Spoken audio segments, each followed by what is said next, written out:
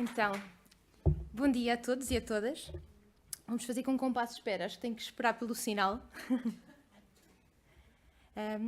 Mas antes de partilhar a minha história, eu queria fazer um exercício convosco, porque eu sou muito destas coisas, das dinâmicas, e o Ubuntu também, a academia, foi isso.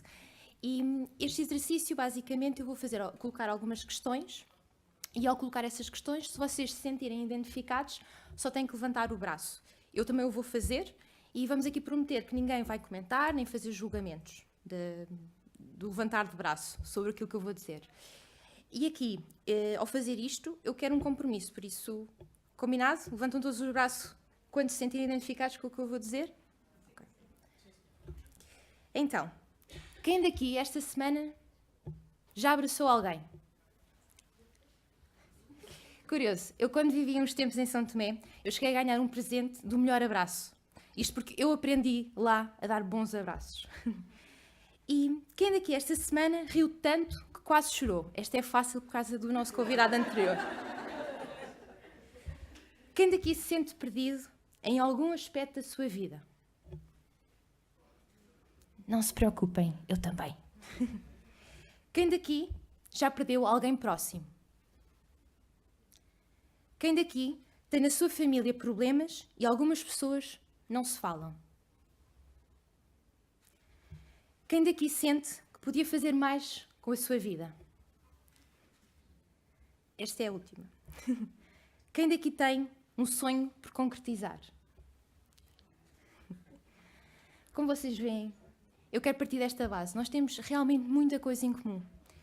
E hoje eu tive que decidir um bocadinho como é que ia partilhar esta história. E hoje decidi que hoje não vos vou contar sobre as minhas tristezas, as minhas dores, a violência, a vítima, o stalker, os arrependimentos, nem sobre os corações partidos. Nada sobre as sombras da minha história. Vou tocar nas lições que eu tirei disso. E vocês questionam-se porquê? Porque é que eu tomei esta decisão de não querer partilhar as sombras da minha vida. Mesmo que não se questionem, eu vou explicar. Portanto, primeiro, porque a minha história envolve outras histórias e outras pessoas. E eu não me sentia confortável em partilhar essas histórias, a vida dessas pessoas, porque, e nós aprendemos isso também na academia, nunca existe um único lado da história. E segundo, porque todos temos um pouco estas chatices, estas tristezas, estes aborrecimentos na nossa vida, a povoá-la. E, portanto, se não formos a nós que temos estas tristezas, pelo menos conhecemos imensa gente que tem, às vezes que nós começamos a relativizar porque têm maiores tristezas que nós.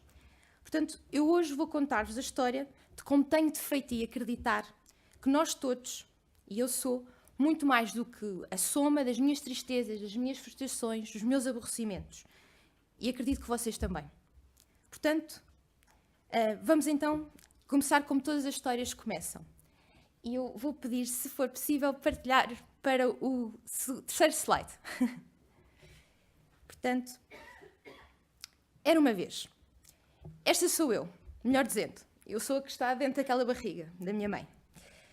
Eu respirei o ar deste mundo a 10 de dezembro de 1991. Para quem não sabe, temos a efeméride dos direitos internacional dos direitos humanos. Já estou atrapalhada aqui, porque é uma grande data. Eu nasci na cidade de Tomar, distrito de Santarém. Não sei se alguém conhece. Eu venho de famílias, aliás, trabalhadoras que não têm medo. E na minha zona usa-se uma expressão que é não têm medo de vergar a mola. Não sei se já ouviram essa expressão, mas quer dizer que trabalham para viver. Não têm medo disso. E o meu pai é músico e a minha mãe acaba por fazer um pouco de tudo. O campo, as hortas, são componentes que trago presentes na minha infância. Das apanhas de azeitona, os figos a secar ao sol, do leite das cabras para fazer o queijo fresco, dos ovos retirados às galinhas. Sempre vivi muito em contacto com a natureza e com toda a diversidade de animais.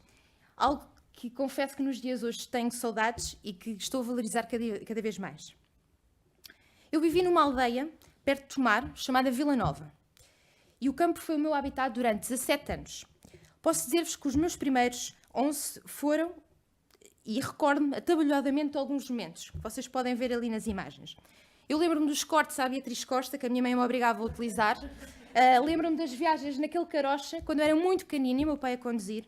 Lembro-me também de ter herdado os livros da coleção dos 5 do meu pai, portanto, bastante gastos. E lembro-me também de gravar cassetes o rádio a passar para a cassete e para pôr no Walkman. E recordo-me também de sempre, desde pequena, isto pode ser curioso ou não, de ouvir muito Sérgio Godinho. E hoje em dia, ouço bastante Sérgio Godinho e o Spotify obrigou-me a consciencializar que o ano 2018 eu ouvi cerca de 8 horas seguidas de Sérgio Godinho enquanto fazia a minha tese de mestrado. Só assustador. Depois recordo-me muitos disquetes com documentos sobre o Egito e a história e as escavações que eu fazia na fazenda, onde encontrava ossos antigos de animais de estimação. Eu sei que isto é estranho, mas eu, durante a maior parte da minha vida eu quis ser arqueóloga, portanto eu fazia tudo o que eu achava que uma arqueóloga podia fazer. Portanto, se eu tivesse mais tempo eu ia contar-vos sobre as cabanas, as árvores subidas, os joelhos esfolados por cair de bicicleta, e ainda hoje tenho aqui nestes joelhos tapados as marcas de guerra. Falava-vos dos clubes secretos que fazia com os primos, mas sendo secretos, se calhar se vos contasse tinha que vos aniquilar depois, já sabem como é que são estas coisas. Agora, eu acho que tive 11 anos e que foram na verdade 11 vidas. E aos meus 11 anos estávamos em 2002 e foi nessa altura que aquela barriga que eu vos falei antes, da minha mãe, me trouxe e veio uma única irmã. Hoje em dia ela já tem 16 anos e eu ainda estou assim um bocadinho em negação sobre isso.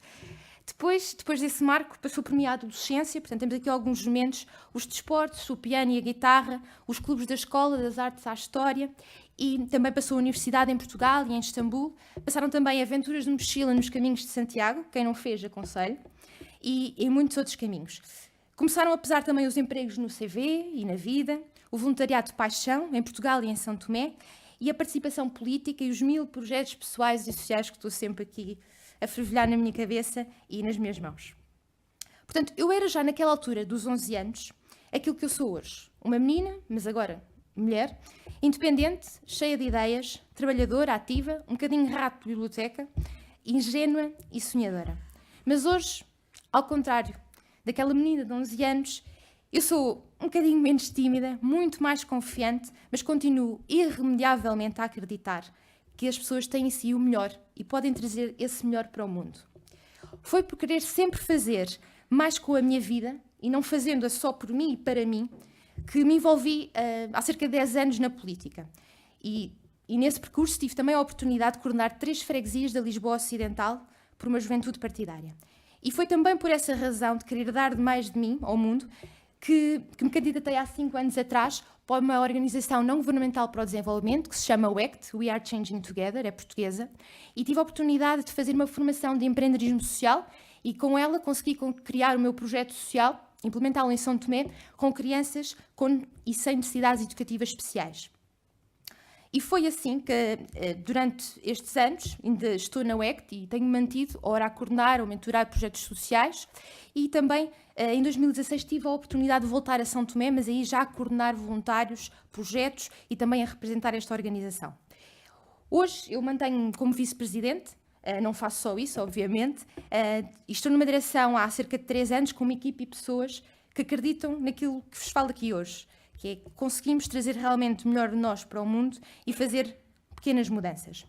Portanto, eu confesso que tenho estado a recusar, a aceitar algumas críticas que tenho ouvido ao longo do tempo e acredito que vocês já tenham ouvido. Não sei se já escutaram algumas destas expressões. Deves pensar que as pessoas são todas boas. Não confies nas pessoas. Porque tantas vezes fazes tantas coisas e não ganhas dinheiro nenhum com isso. Tens de ter mais tempo para ti. Um dia dá-te algo. Não paras? Já algum? Eu recuso ouvir isto, não porque não acho que as pessoas até tenham alguma razão, mas é principalmente porque no dia em que parar de acreditar nesta mudança, eu vou sentir-me um bocadinho menos eu e mais infeliz. Portanto, e de todas as vezes que me pediram para caracterizar em poucas palavras, eu começava um termo que diria muito para mim e que era redutor, e que foi uma expressão que passou ali num slide anterior, que é o ser sonhadora praticante. Portanto, ser sonhadora por si só é muito giro, mas a parte praticante é que traz aquilo à terra. Portanto, eu tenho assim vivido, mesmo quando me sinto com a cabeça debaixo d'água, com 1000 coisas a fazer acontecer. Mas, portanto, lembram-se das primeiras questões que eu coloquei no início desta partilha? Portanto, quem daqui se sente que podia fazer algo mais com a sua vida e quem tem um sonho por concretizar? O que nos separa entre o sonho e a realidade não é só a tal linha. É mesmo a tomada de consciência e decisão de querer fazer mais e melhor com ela. É também a vontade e capacidade de sacrifício pessoal, e esta é uma palavra que eu sublinho, aliás, em prol de algo que sentimos ser maior do que nós próprios. Temos de saber escolher as nossas causas e, muito importante, temos de saber desistir de outras quando necessário. E isto é o que passou ali há pouco atrás, que era a imagem do no. A capacidade de dizer não é muito importante e eu tenho trabalhado ao longo dos anos sobre ela. Eu sofri por não saber dizer que não em muitas situações, mas também foi o culminar delas, de não saber dizer que não, que me chegou a aprender, que me fez, aliás, chegar a aprender a dizer chega. Um chega nos relacionamentos amorosos ou de outro tipo que eram doentios, manipuladores, sufocantes e desequilibrados. Em saber optar entre o sofrimento da ausência ou abraçar a aprendizagem que a vida é uma passagem e que todos podemos torná-la muito mais bonita. Às vezes, eu acho é que nós dificultamos muito a nossa própria vida. E dizer não em pequenos ou grandes momentos ajuda-nos a construir também o nosso caráter. Costumo dizer que devemos viver com o coração e a cabeça alinhados. E com isto não estou aqui a falar de pieguices, eu estou a falar de manter a sensibilidade alerta de tudo e de todos os que nos rodeiam e pensar com a nossa cabeça para fazer mais pelos outros, mas sem descuidarmos o eu. É muito importante. E agora, antes de sair deste palco, quero trazer-vos outro assunto tabu que tenho adiado, e vocês podem ver pelo passar dos slides, não é? Que é a morte. Eu acho que ainda não aprendi a lidar bem com a morte, mas eu acho que também tenho estado muito ocupada a lidar com a vida.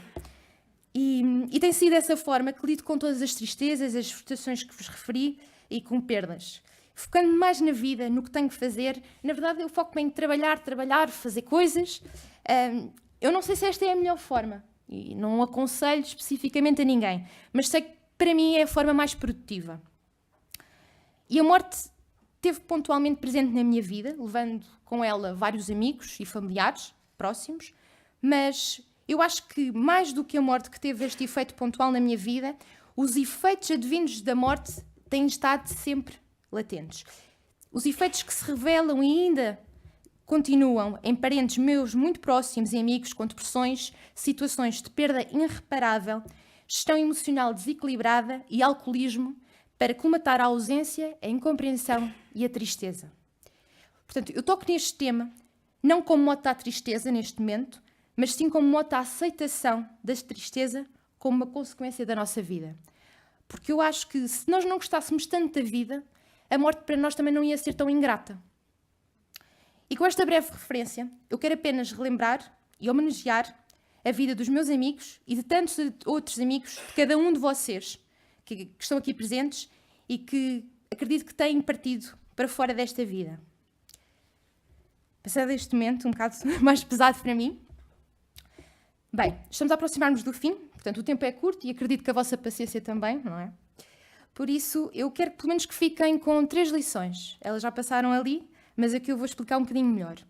Tal como uma das líderes servidoras do mundo, a Madre Teresa de Calcutá, não pelas questões especificamente religiosas, mas pela sua compaixão, a sua empatia. Gostei muito da frase que ela disse, e eu passo a citar.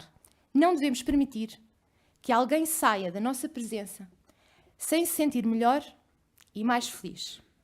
E eu espero que todos se sintam um pouco melhores e mais felizes quando saírem daqui hoje.